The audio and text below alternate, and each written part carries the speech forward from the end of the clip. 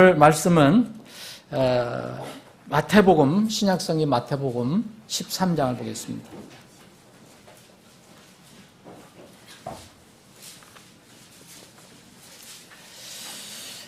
그리고 제가 잊어버렸는데 우리 김광재 자매님 모친도 오늘 참석하셨어요. 모친도. 지금 몸이 좀 불편하신데 그래도 참석을 하셨습니다. 자, 마태복음 13장 47절 52절까지. 이 부분은 여러분들 아시는 것처럼 예수님께서 하신 말씀 중에서 아주 유명한 말씀인데, 하늘 왕국에 대해서 사람들을 깨우치시기 위해서 비유로다가 말씀해 주신 거예요. 비유로. 자, 그 부분 중에서 마지막 7번째 비유를 읽어 드리겠습니다. 자, 47절부터 제가 읽겠습니다. 여러분들 가지고 계신 성경으로 눈으로 읽어보시면 좋겠습니다. 또 하늘의 왕국은 마치 바다에 던져 각종 물고기를 모으는 그물과 같으니, 그물이 가득 차매 그들이 그것을 물가로 끌어내고 앉아서 좋은 것은 그릇에 담고 나쁜 것은 버렸느니라. 세상 끝에도 이러하리라. 천사들이 와서 의인들 가운데서 사악한 자들을 갈라내어 불타는 용광로 속에 던져 넣으리니 거기서 통곡하며 이를 갈미 있으리라. 예수님께서 그들에게 이르시되 너희가 이 모든 것을 깨달았느냐 하시니 그들이 그분께 이르되 주여 그러하오이다 하매, 이에 그분께서 그들에게 이르시되 그러므로 하늘의 왕국에 관하여 가르침을 받은 서기관마다 마치 자기 보고에서 새 것과 옛 것을 내오는 집주인과 같으니라. 아멘. 아버지 하나님, 오늘 저희들에게 믿음을 주셔서 하나님의 집에 모일 수 있게 해주시고, 모여서 구원의 기쁨과 감격 감사로 우리를 구원해 주신 주님을 찬양하고 경배할 수 있게 해주셔서 감사합니다. 이 시간에 우리를 위해서 또 생명의 양식을 공급해 주심을 감사합니다. 겸허히 주님 말씀 앞에 부복을 합니다. 주님, 어둔한 인간의 입이 말씀을 전하지만 이것은 사람의 말이 아니라 하나님의 말씀, 곧 대언을 하는 것입니다. 주님께서 성령님을 통해서 대신 우리 사랑하는 모든 듣는 지체들의 마음속에, 그 심령 속에 필요한 생명의 양식을 이 시간 공급해 주시옵소서. 거룩하신 예수님의 이름으로 기도합나이다. 아멘. 이제 우리가 이번 12월을 이렇게 매 주일 전도 선교 형식으로 그렇게 예배를 드린다고 말씀드렸습니다. 특별히 달라질 건 없지만 그래도 복음을 다시 한번 나누고, 또 우리가 대부분 오늘 앉아 계신 분들은 대부분 다 구원받으신 분들이기 때문에 새롭게 구원받으실 분들은 아니지만 내가 구원받은 그 기쁨을 다시 한번 또 나누고, 우리에게 주신, 하나님께 주신 사명을, 복음에 관련된 사명을 다시 한번 일깨우는 그런 시간이 됐으면 좋겠습니다. 저는 개인적으로 오랫동안 이른바 신앙생활, 좋게 얘기하면 신앙생활이고 직접적으로 얘기하면 종교생활이죠. 종교생활을 하다가 이제 복음을 알고 구원받은 후에 이제 40대 후반에 전임 사역자로 부르심을 받고 헌신하였습니다. 제가 이렇게 되리라고는 정말 젊었을 때는 꿈에도 꾸지도 못했죠. 그런데 제가 이렇게 이제 하나님의 일을 위해서 삶을 헌신하고 주님 오실 때를 간절히 사모하는 그런 삶밖에 남지 않았는데, 다른 사람들과 비교해 본다면은 혹시 어떤 차이가 있을까 했을 때 저는 어렸을 때부터 무슨 신앙 훈련 받은 것도 아니고 부모님을 통해서 이렇게 믿음을 알게 된 것도 아니고 하나님의 이것도 다 은혜로 생각하지만은 정말 세상에서 세속적인 생활을 많이 하다가 이렇게 주님을 알게 됐는데 그것도 또 주님을 알고 구원받은 후에 또 이게 엄청난 부담, 처음에 제가 받았을 때는 이 전임사역이라는 이 부담을 저에게 주셨는가 했을 때 저는 이제 이 부르심을 받고 나서 두 가지 방향의 사역이 결정이 된 것입니다. 만약 제가 어렸을 때부터 그런 경험을 하지 않고 그대로 이렇게 이른바 기독교 생활을 했다면은 아마 그렇게 그게 구체적으로 강하게 정립이 안 됐을 것입니다. 저는 이 두 가지 사역 방향이 있습니다. 여러분들도 오늘 한번 생각을 해보시기 바랍니다. 첫 번째 사역 방향은 일반적으로 무신론자들 있잖아요. 하나님 계시지 않는다는 사람들, 전혀 내세에 대해서 관심이 없는 사람들, 또 불신하는 사람들, 이런 사람들이 제 사역 방향입니다. 사역 방향이고 또 하나는 이름은 기독교 신자고 혹은 기독교인이라고 불리지만 거듭나지 못하고 종교 안에 머물러 있는 사람들이 저의 사역의 방향이 됐습니다. 이 후자는 사실 많은 사람들이 그렇게 느낄 수 있는 것은 아닐지도 모릅니다. 우리 나라에서도 지금 교회 하면은 모든 것이 그냥 다 이렇게 기독교, 하나님께서 말씀하신 그것으로 전부 이야기하는데 저는 개인적인 체험이 있고 또 분명한 그 사실이고 그래서 이 방향이 전혀 믿지 않는 사람, 이런 사람도 우리의 제 사역 방향이고 또 믿는다고 하는 것 같지만 여전히 거듭나지 못한 사람들, 이런 사람들도 저의 사역 대상인데 제 경험 때문에 그런지 사실 어떤 경우는 후자에 더 마음이 아픕니다. 개인적으로는. 이런 후자를 이 사역 방향으로 설정해서 그런 사람들 만나거나 그런 사람들 얘기할 때 그리고 그 사람들에게 복음을 전할 때 더 마음이 아파요. 그리고 더 무겁습니다. 왜냐하면 성경 말씀을 제가 부족하지만 알기 때문에 그렇습니다. 성경에는 마지막 심판 때는 모든 사람들이 이제 심판받는다. 하나님을 믿지 않고 심판받는 사람들은 심판받는 것은 동일하지만 심판받는 정도는 다르다는 것을 성경은 알려주고 있어요. 그래서 어떤 사람 하나님의 심판을 받고 마지막 심판 정죄를 받고 그 고통 속에 들어갈 때 어떤 사람이 다 좋아하겠습니다. 그런데 거기서도 특별한 사람이 나와요. 이를 가는 사람들이 나온다고 성경은 얘기하고 있습니다. 근데 이런 사실을 우리는 숨겨서도 안 되고 이거를 할 수 있으면 나눠야 되는데 지금 사실은 기독교라는 그 안에서는 이거는 거의 다루질 않는 것 같은 느낌이 들어요. 그런데 분명히 성경은 하나님께서 말씀하신 거고 그렇기 때문에 우리가 부인을 해도 안 되고 그걸 억지로 모른다 할 수도 없는 것입니다.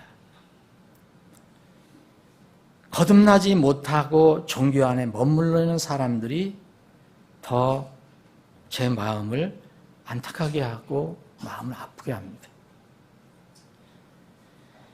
이 성경을 보면은요, 여러분 사도 바울 같은 경우도 전임 사역을 부르심을 받았잖아요.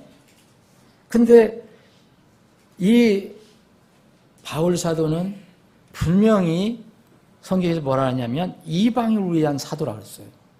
하나님께서 그렇게 섭리적으로 베드로는 그 유대인들을 위한 사도, 그리고 바울은 이방을 위한 사도라고 했어요. 그런데 바울이 구원받고 나서 사역이 결정됐을 때 이제 그 사역이 하나님께서 그렇게 정해놓으심에도 불구하고 제일 먼저 가슴 아프게 다가간 것은 바로 자기 민족 유대 교인들이었어요. 자기 가족, 친족들. 왜냐하면 그들은 하나님 믿는다 하면서도 여전히 구원받지 못한 상태에 놓여 있었기 때문에. 이것이 성경의 가르침입니다. 자신이 종교에서 벗어나 거듭난 사람은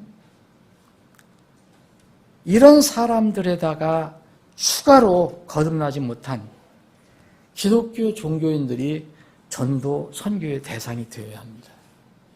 지난주에는 제가 보기에는 우리 초청한 40여 명이 넘는 분들은 그런 분들도 있지만 많은 분들이 이 첫 번째에 해당되는 분들이에요. 첫 번째. 아주 아예 믿지 않고 교회도 안 간 분들. 이런 분들이 많았습니다. 우리가 성경을 읽을 때는 정말 소망과 기쁨이 있습니다. 여러분, 이런 기쁨이 있는 책은 없어요. 이런 소망이 있는 성경은 없습니다. 그런데 동시에 두려움을 또 여전히 우리에게 주는 하나님 말씀입니다. 성경입니다. 개인적으로 저는 거듭난 후 성경을 읽고 묵상하면서 느낀 점, 조금 전에 말씀드린 것처럼 성경은 여러분들은 어떻게 느끼셨는지 모르지만 제가 읽은 성경은 무신론자나 타 종교 우상 숭배자들에 대해서 분명히 말하고 있습니다. 그런데 더욱 강하게 다루고 있는 그 대상이 누구냐. 여러분들 우리가 정직해야 합니다. 성경은 후자에 대해서 더 강하게 얘기하고 있습니다. 신약 성경 분명히 더 그러합니다. 특히 예수님이 사역하셨을 때는 어떻게 하셨는가 여러분 보십시오. 이것은 분명한 사실입니다. 분명히 무신론자라든지 우상숭배자들, 이런 불신자들, 이런 사람들도 다루고 있지만 더 강하게 다루는 사람들이 바로 종교 안에서, 이른바 기독교 종교 안에서, 유대교 종교 안에서, 하나님을 믿는다고 하는 유대교 종교 안에서, 기독교 종교 안에서 아직도 하나님이 자녀가 되지 못한 사람들에 대해서 강하게 하나님은 말씀하고 있습니다. 오늘 이 본문 마태복음 13장 말씀, 이 말씀은 하늘의 왕국에 대한 비유입니다. 하늘의 왕국, 땅의 왕국에 대한 비유가 아닙니다. 어떤 나라에 들어가는 것을 얘기하는 것이 아닙니다. 하늘의 왕국에 관해서 이야기하고 있습니다. 그런데 사람들이 하늘의 왕국 이야기하니까 잘 듣지도 않고 무관심하고, 그러니까 예수님께서 비유로 말씀해 주셨습니다. 비유라는 것은 듣는 사람들이 실생활에서 충분히 이해할 수 있고 마음만 가지고 있으면 충분히 이해할 수 있는 것을 가지고 이야기하는 것입니다. 그게 비유입니다. 비유를 말씀하실 때 전혀 듣는 사람들이 무슨 말인지 못 알아듣는 것, 이건 비유라고 하지 않습니다. 비유는 잘 이해되는 것을 가지고 이해하기 어렵다고 하는 그 하늘의 것을 알려주는 것입니다. 오늘 여기에 보면 이 하늘 왕국에 대한 7개의 비유를 주님께서 설명해 주겠습니다. 이 비유는 좀 잘 보시면은 여기에 물론 불신자 대상도 있어요. 불신자 대상도 분명히 있을 것입니다. 그런데 주님께서 강하게 말씀하시는 부분이, 비유는요, 지금 말씀드린 후자에 더 놓여 있습니다. 이런 일반 성경을 읽어봐도 주님이 사람들을 만났을 때 보십시오. 요한복음 3장에 나온 니고데모는 바로 이 후자에 해당됩니다. 이 사람은 전혀 무신론자 아닙니다. 우상숭배자도 아닙니다. 유대계의 지도자입니다. 이 니고데모에게 아주 속된 말로 하면 가멸차게 말씀하셨어요. 주님께서 강하게 얘기하신 겁니다. 요한복음 8장에 보면, 요한복음 8장 30절에 보면 예수님께서 자기를 믿은 유대인들에게라고 말씀하신 게 나와요. 예수님의 존재를 인정하는, 예수님 말씀이 참 기가 막히가 다른 사람하고 틀리다라고 생각하는 이런 사람들, 무엇을 믿는지 하여튼 예수님의 존재는 기본적으로 믿는 사람들에게 이야기합니다. 말씀. 너희가 내 말에 구하면 참으로 내 제자가 되고, 너희가 진리를 알지니 또 진리를 알지니 진리가 너희를 자유롭게 하리라. 이 사람들은 믿는다고 하지만 자유로워지지 않은 사람입니다. 아직. 그래서 이 사람과 대화를 나눌 때 보면 뒷부분에 가면 이 사람들이 정체가 나오는데 바로 예수님이 너희는 마귀의 자식들이다 얘기를 합니다. 이 성경은요, 부드러운 부분도 있지만 정말 성경을 깊이 읽어보면 무섭고 강한 말씀이 너무 많아요. 믿는 유대인들에게 너는 마귀 자식이다 이렇게 얘기합니다. 그러니까 마귀의 행위를 너희들 행하라 얘기를 하십니다. 여러분 마태복음 7장에 보면 거짓된 자들 이야기가 나오거든요. 이것도 예수님께서 말씀하신 겁니다. 거짓된 자들이 있다. 그런데 거짓된 자들과 함께 이들의 속아서 아니면 맹목적으로 따라다니는 사람들이 있어요. 그런데 이 사람들은 많은 사람들이라고 성경이 얘기하고 있어요. 예수님이 많은 사람들이라고 얘기합니다. 이 사람들 누굽니까? 구원받지 못한 사람들이었습니다. 여전히 주여 주여 했지만, 예수님과 함께 다녔지만, 이상한 놀라운 일도 했지만 마지막 때에 천국문에서 입장 불가로 판단받은 사람들입니다. 성경은 그대로 우리가 말씀을 그대로 받아들여야 합니다. 주님의 입에서 많은 사람들이라고 했어요. 누가복음 13장에 보면 버림받은 소위 신자들이 나옵니다. 오늘 마태복음 13장에도 사실 이 비유를 강하게 하신 것입니다. 자, 마태복음 13장에 이 3절부터 이 비유가 나오거든요. 예수님이 이제 바닷가 근처에 앉으셨어요. 수많은 무리들이 몰려왔어요. 해변에 몰려왔어요. 13장 1절 2절에 보면. 그 많은 사람들에게 이 왕국을 알려주시고 싶은데 이 사람들은 지금 떡만 생각하고 이적만 생각하고 그런 사람들이 많잖아요. 그래서 이제 왕국을 알려주시길 얘기합니다. 예수님 오신 것은 하나님의 왕국, 그리스도의 왕국, 하늘의 왕국을 알려주시려고 한 거예요. 그래서 오신 겁니다. 회개하라. 하늘의 왕국이 가까이 왔느니라. 이게 주님께서 첫 번째 선포하신 말씀이에요. 하나님의 왕국, 그리스도의 왕국, 하늘의 왕국이 이 땅에 세워진다. 여러분 어떤 분들은 또 이렇게 얘기합니다. 너무 세세하게 나눈 사람들은 하늘의 왕국하고 하나님 왕국 다르다. 성경은 그렇게 얘기하지 않습니다. 다 호환적으로 생각하고 있어요. 다만 하늘의 왕국이라고 표현된 것은 지상에 세워지는 나중에 구원받은 사람들이 실제로 들어가는 왕국을 강조한 내용은 분명합니다. 유대인 중심으로. 그럼에도 불구하고 하늘의 왕국이나 하나님의 왕국은 동일한 왕국이에요. 다 호환적으로 쓰고 있어요. 이 하늘의 왕국을 만약 그 사람들이 얘기하는 것처럼 땅에서 세워지는 왕국이다 그러면 땅에 세워지는 왕국은 그러면 복음 아니고 다른 방법으로 들어갈 수 있습니까? 은혜, 믿음으로 아니고 다른 방법으로 들어갈 수 있습니다? 불가능합니다.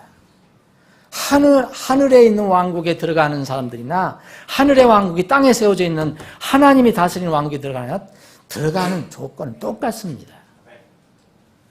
이 하늘의 왕국에 관해서 지금 이 예수님께서 비유를 설명해 주십니다.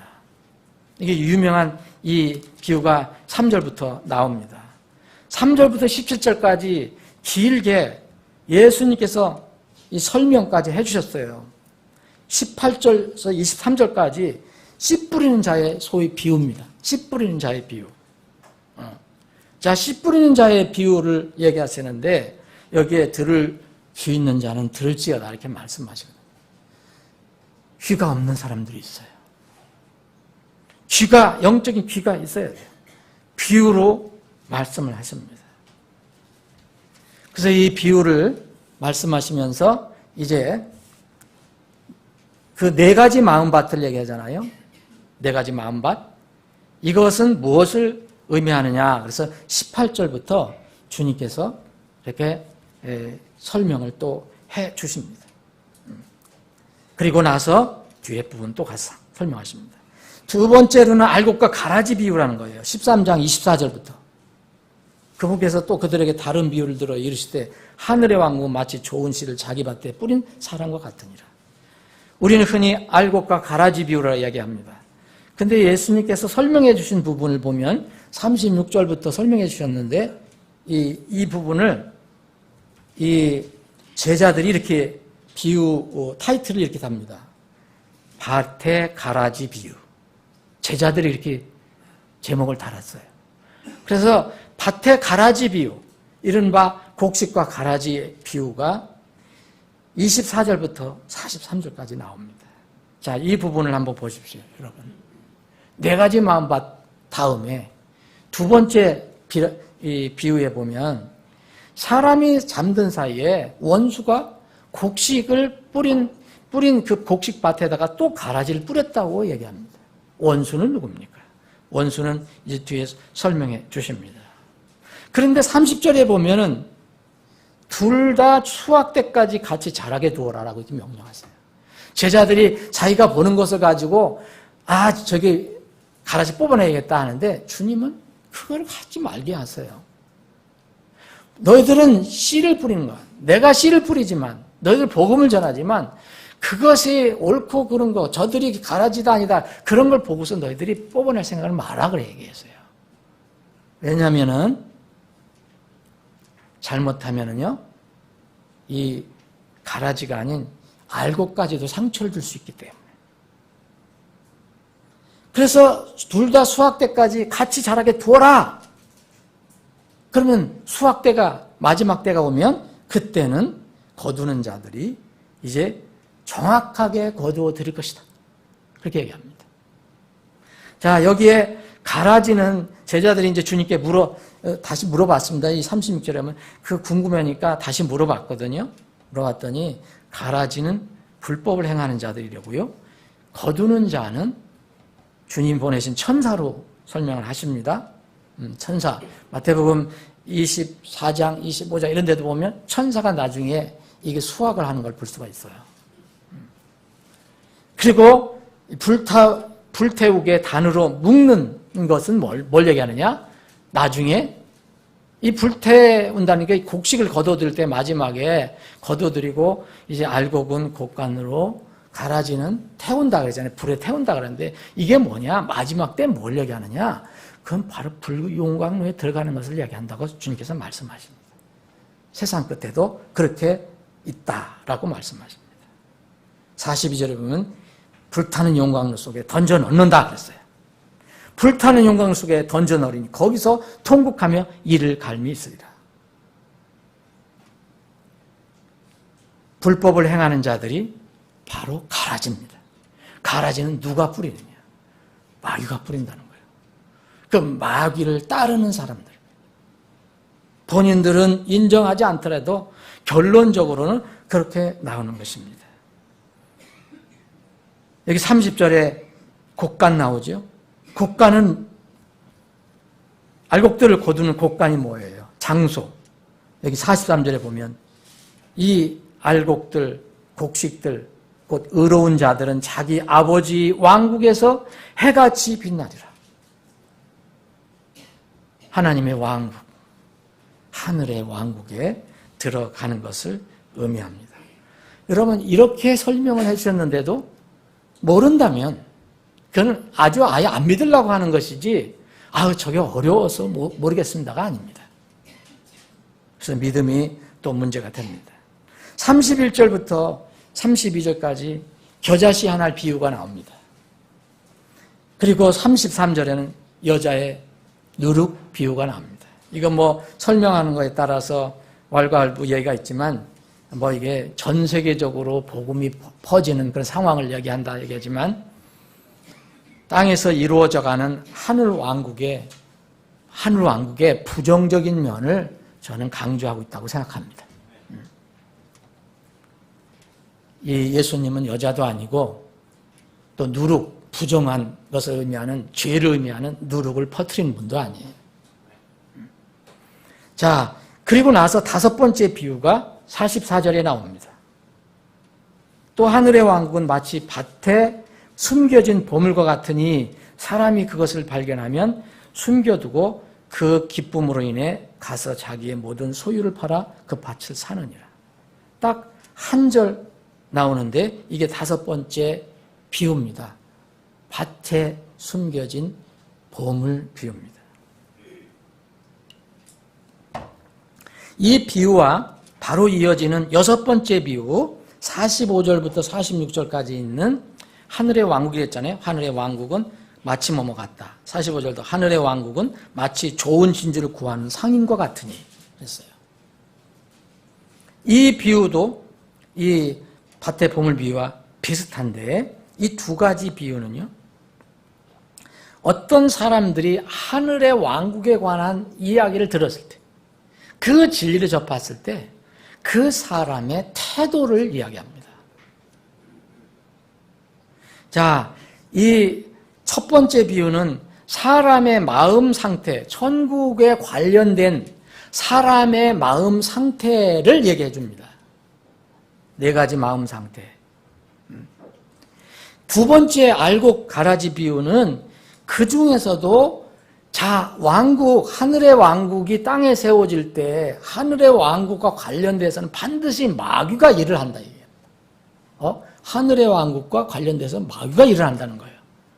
그 하늘의 왕국에 들어가지 못하도록 일을 하는 그 마귀를 강조합니다. 이 두 번째. 그리고 세 번째, 네 번째 이것은 마귀가 일을 하는데 이 모습이 세상 사람들 눈에 어떻게 보여줄 것인가. 그리고 다섯 번째, 여섯 번째는 진리에 대해서 하늘의 왕국에 대해서 들었을 때 사람들이 어떤 태도를 보이는가. 여기서 이 사람을 지혜로운 자라고 이제 다른 성경에서 얘기하는 겁니다. 지혜로운 자. 지혜로운 자는 세상의 지식을 많이 가지고 있는 사람, 세상에서 똑똑하고 아주 스마트한 사람, 정말 능력 있는 사람을 얘기하는 게 아니라 그 하나님의 진리에 대해서 얘기할 때 어떤 태도를 가지느냐. 이 두 사람의 특징은요. 여기 다섯 번째 비유는요. 모든 소유를 팔아서 그 밭을 샀다고 그랬어요. 거기 밭에는 뭐가 들어가 있습니까? 보물이 있기 때문에. 자기의 모든 소유를 팔아서 그걸 샀다. 대신 바꿨다는 거죠. 그리고 좋은 진주를 구하는 상인 이야기. 상인이라면은 뭔가 정말 소득이 큰 걸 찾아야 되잖아요. 딱 그 소리를 들었을 때 우리도 영적인 상인이 되어야 됩니다. 모든 소유를 똑같이 이 사람도 보면은요. 매우 값진 진주를 하나를 발견하면 가서 자기의 모든 소유를 팔았다고 합니다. 그래서 그 진리를 샀어요. 이거 지금 무슨 비유입니까? 예수님께서 하늘의 왕국을 지금 가르쳐주고 있습니다. 하늘의 왕국에 관한 진리를 내가 받았다면, 들었다면 모든 것을 다 팔아서라도 이걸 사야 합니다. 그런데 세상 사람들은 그렇지 않다는 거예요. 사랑하는 여러분, 여러분들은 여러분들의 모든 소유를 투자해서라도 그 진주를 그 순간 산 것입니다. 네. 나는 이것 때문에 못 사겠어. 그래서는 구원을 받을 수가 없습니다. 그리고 나서 이제 마지막 비유입니다. 오늘 본문 말씀 47절부터 여전히 또 하늘의 왕국은 그렇게 나와 있죠. 하늘의 왕국은 뭐와 비교됐습니까? 여기서는 사람을 비유한 게 아닙니다. 여기는 그물로 비유했습니다. 그물로. 마치 바다에 던져 각종 물고기를 모으는 그물 같다 얘기했습니다. 자, 하늘의 왕국은 금을 같다고 얘기합니다. 예수님이 지금 하늘의 왕국을 선포하러 오셨습니다. 근데 예수님이 이 공생의 사역을 하시면서 느끼신 게 이겁니다. 사람들이 하늘의 왕국에 온다, 듣는다, 간다, 여러 얘기하지만은 그게 그물과 같구나 라고 말씀하셨습니다. 그물은 목표가 뭡니까? 고기를 잡는 것입니다. 고기를 잡는 거예요. 그런데 이 비유에는 고기를 잡는 것만으로 얘기하지 않습니다. 그 고기가 어떤 고기냐를 이야기합니다. 이 비유는 사실 7번째 비유는 무서운 비유입니다.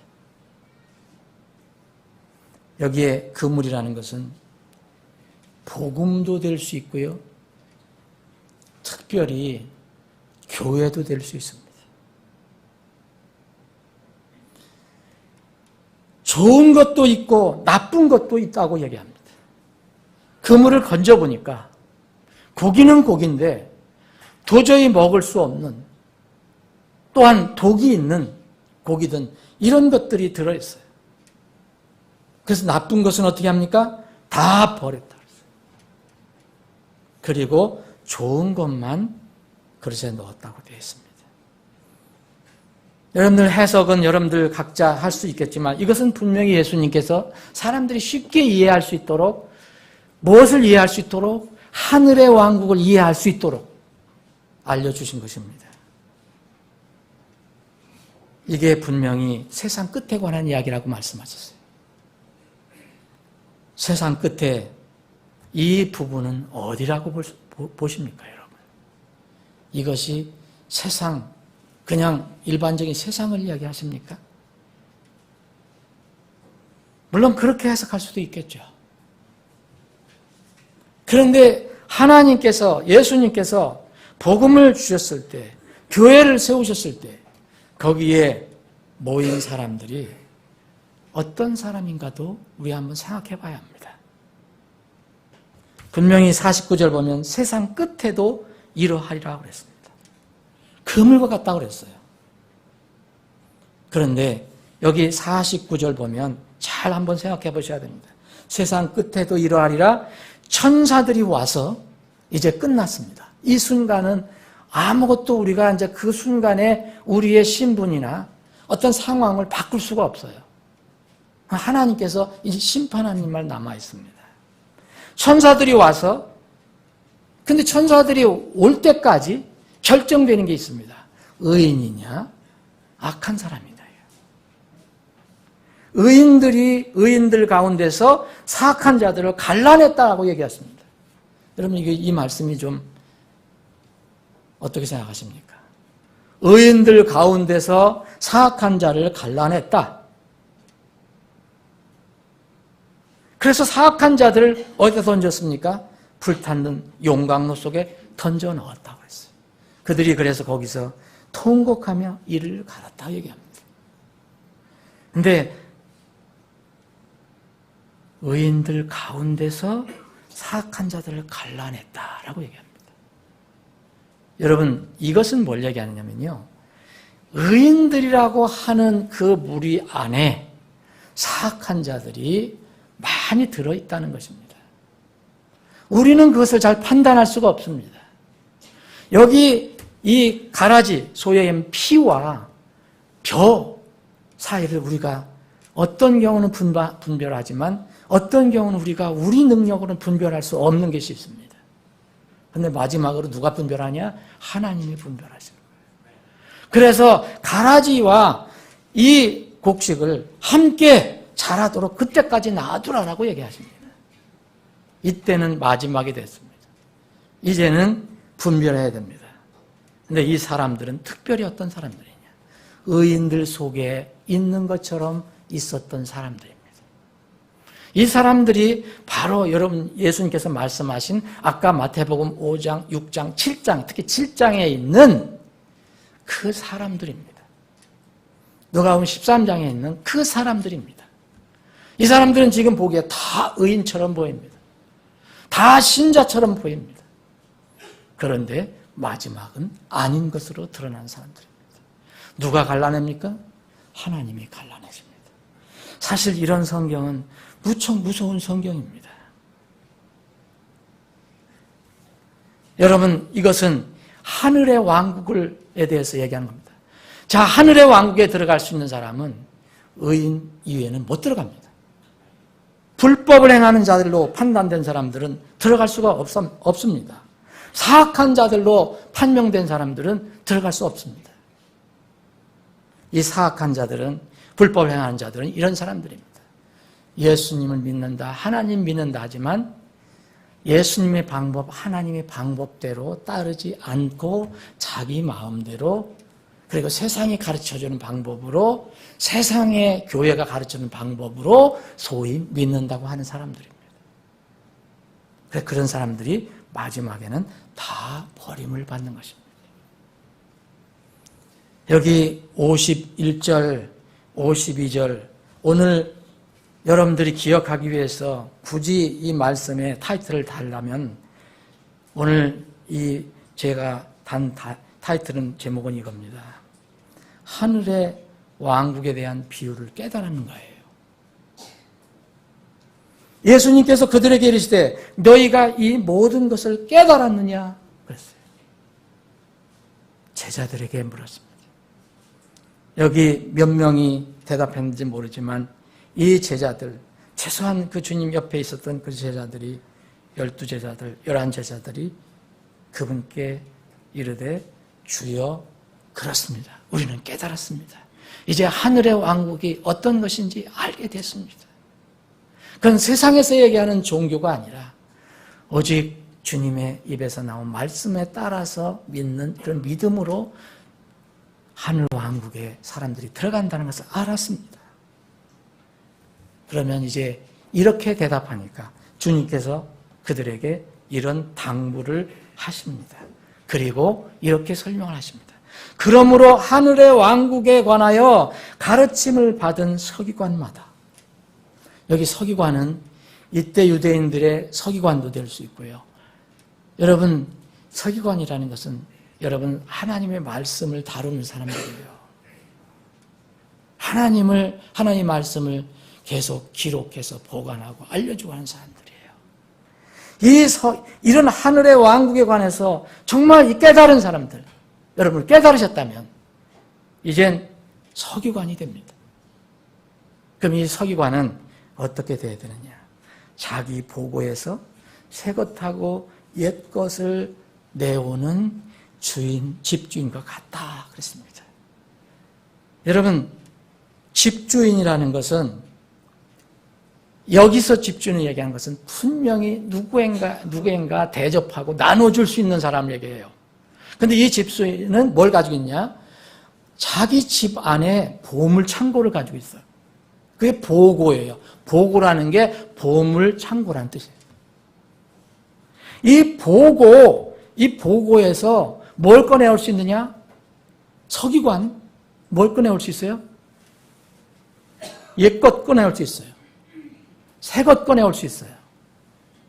다른 사람들에게 나눠주기 위해서, 아니면 서로 나누기 위해서, 알려주기 위해서 전에부터 간직한 것도 있을 것이고 최근에 간직한 것도 있을 것이고, 그것들을, 새 것과 옛 것들을 다 가지고 나온다는 거예요. 이건 누구한테 주신 말씀입니까? 제자들. 네, 깨달았습니다. 네, 하늘의 왕국을 알게 되었습니다. 이런 사람들에게 이야기한 것입니다.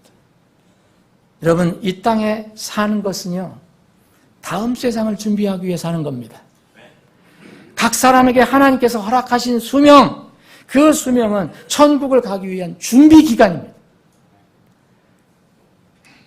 50을 살든 70을 살든 80을 살든 90, 100을 살든 120살을 살든 그것은 하늘의 왕국에 들어가기 위한 준비 기간. 이 땅에서 태어난 후 아무것도 준비하지 않고 가만히 있으면 가는 곳은 정해져 있습니다. 그리고 하나님께서 말씀하신 대로 따르지 않고 내 마음대로 하는 것 정해져 있습니다. 하나님의 왕국, 그것은 준비하지 않으면 못 가는 것입니다. 그래서 주님께서 하늘의 왕국을 비유로 말씀해 주시고 깨달으라고 말씀하십니다.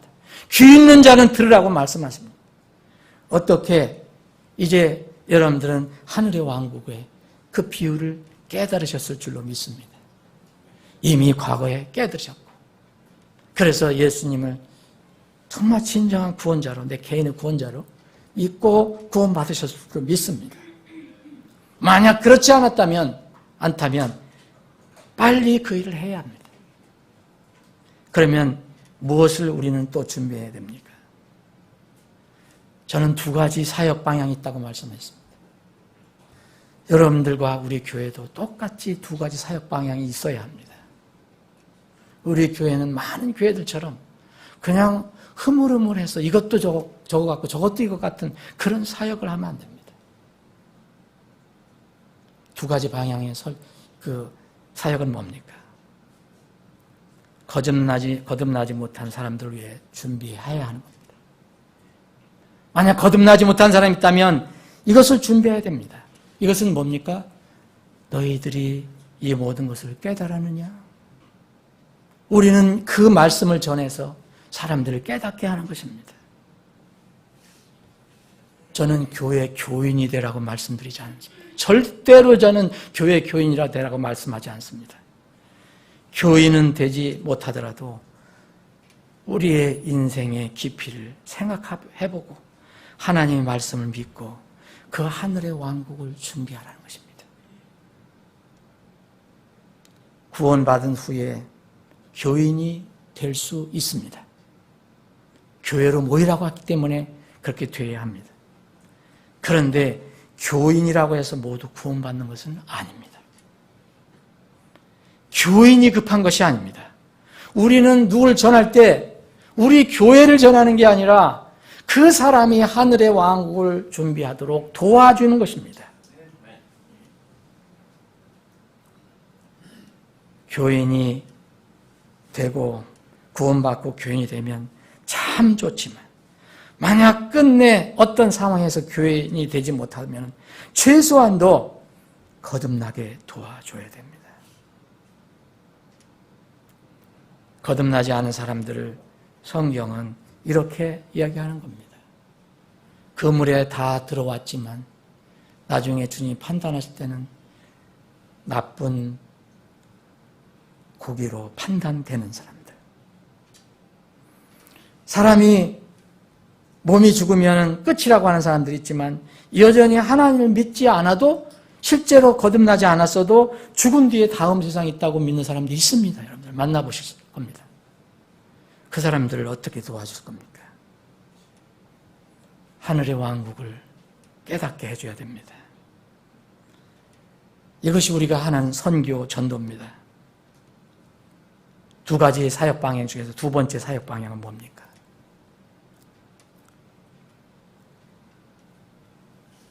구원받지 않은데도 불구하고 구원받은 것처럼 사는 사람들을 우리가 성경을 아니까 그 사람들을 도와줘야 됩니다. 정말 이 일에 우리 열심을 내야 합니다. 우리가 아무것도 모르는 사람들도 도와야 되지만 사실 우리 주위에는요, 한국에서는 이 후자가 더 많을지도 모릅니다, 여러분. 그리고 그런 기회가 더 많을지도 모릅니다. 전혀 이 기독교를 모르는 그런 나라에 가서는 우리가 첫 번째 사람들이 많겠지만 우리나라는 아마 두 번째 사람들이 더 많을지도 모릅니다. 사랑하는 여러분, 이제 주님의 비유를 깨달은 사람은 서기관이라 그랬고 또 이 서기관은 자기 보고에서 새 것과 이제 옛 것을 내올 수 있는 집중이라고 말씀하셨습니다. 여러분들과 저는 거듭났습니다. 여러분 다 거듭나셨지 않습니까? 그러면 하늘의 왕국에 관해 전하는 서기관이 되어야 합니다. 자기의 보험을 참고 구원받지 않은 사람들은 반드시 하늘의 왕국을 깨달아야 합니다. 그런데 우리는 하늘의 왕국에 관해 전하는 서기관이 되어야 합니다. 우리 마음속에 있는 말씀의 창고에서 제발 거기다가만 쌓아놓지 말고 자꾸 드러내야 합니다. 새 것 드러내고 흠 것 드러내고 옛 것 드러내고 신약의 말씀도 드러내서 그들에게 주고 구약의 말씀도 드러내서 그들에게 주고 그래서 집주인과 같이 되어야 합니다. 말씀을 정리하겠습니다. 사랑하는 여러분, 지난주에는 많은 분들이 구원받지 못한 사람들이 모였지만 오늘은 대부분 구원받은 분들이 모였습니다. 그러나 우리의 사역 방향은 두 가지로 분명히 세워져야 합니다. 구원받지 못한 사람들을 향한 사역, 그리고 구원받았다고 하지만 그런 것처럼 보이지만 여전히 하나님의 자녀들이 아닌 사람들, 이 사람들을 위해서 우리가 기도하고 준비해야 합니다.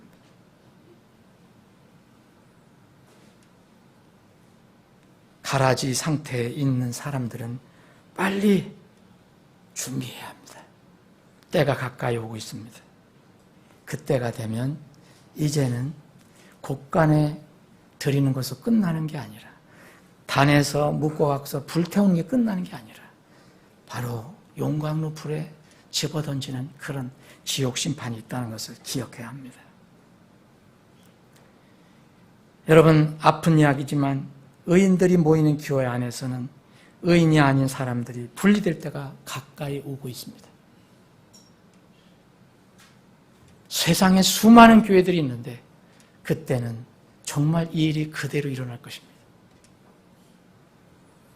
마지막 때 의인들과 악인들이 분리되어서 각각 다른 곳으로 들어가는 주님의 비유를 깨달았다면 이제는 이 시대 현대의 서기관과 대언자가 되어야 합니다. 구원받은 그 복음을 마음의 보고에서 부지런히 꺼내서 많은 사람들에게 전해주는 그런 복된 전도자, 서기관, 집주인이 되시기를 주님의 이름으로 축원합니다. 기도하시겠습니다.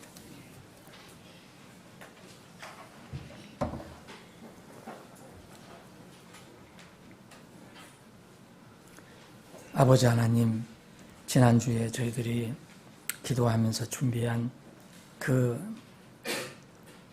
예배에 세상 불신자들이 상당수 많이 참석을 했었습니다. 그러나 오늘은 그들이 다 세상의 어디엔가 있지만 이 자리에 없습니다. 주님, 그때 뿌려진 하나님 말씀이 꼭 싹을 내게 도와주시고 그 싹이 자라서 꽃을 피우고 열매를 맺는 역사가 있게 해 주옵소서. 우리가 이 땅에 그분들을 만나지 못하더라도 하늘의 왕국이 비유가 이제 현실적으로 드러날 때 그물에서 많은 고기들이 이제 주님의 판단을 받을 때 다 좋은 고기로 우리들과 함께 주님 앞에 설 수 있게 해 주옵소서. 주님, 하늘의 왕국의 비유를 부지런히 우리가 전해서 구원받아야 할 사람 구원받게 하는 이 전도 선교에 더 마음을 쏟게 해 주시기를 원합니다. 우리를 구원해 주신 것을 감사하며 이 구원받은 기쁨, 감격, 감사를 이제 신실한 서기관이 되어서 집주인이 되어서 주님의 말씀을 부지런히 전하는 대언자들이 다 되게 해 주시옵소서. 거룩하신 예수님의 이름으로 기도합나이다. 아멘.